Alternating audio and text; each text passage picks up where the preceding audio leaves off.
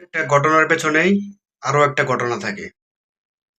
Cricketer Nasum আহমেদের যে ঘটনাটা, সেটা শুরুতেই জানি শোনার পর কেমন জানি আমার একটু সন্দেহ সন্দেহ লাগছিল। আসলে আমাদের দেশের সাংবাদিকগুলা, ওরা সাংবাদিক না, ওরা হচ্ছে সাংঘাতিক। তিলকে তাল বানায় ফেলে যে কোনো একটা বিষয় নিয়ে। আর বেশিরভাগ সাংবাদিক যেগুলা নিউজ প্রচার করে, অধিকাংশই মিথ্যা নিউজ প্রকাশ করে। আসলে সত্য কি সেটা প্রকাশ করে না।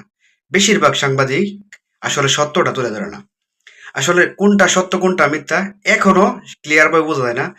তবে একটা নিউজ করার আগে একটা সাংবাদিককে অবশ্যই সেটার বিস্তারিত প্রুফ, প্রমাণ সহকারে তুলে ধরাটা খুবই প্রয়োজন।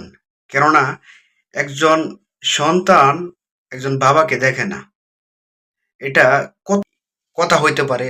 আর শুরু থেকেই এই একটা নিউজ আপনার একটা ছড়িয়ে যাওয়ার মতো একটা হেডলাইটিং কিন্তু ব্যবহার করে।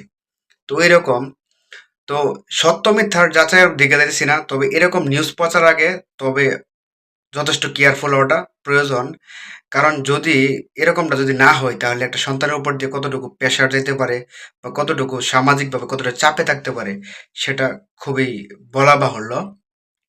তো আসলে সবাই আছে না যে মানে আসলে দুর্বল জায়গা কোনটা সেটা আর কি করে।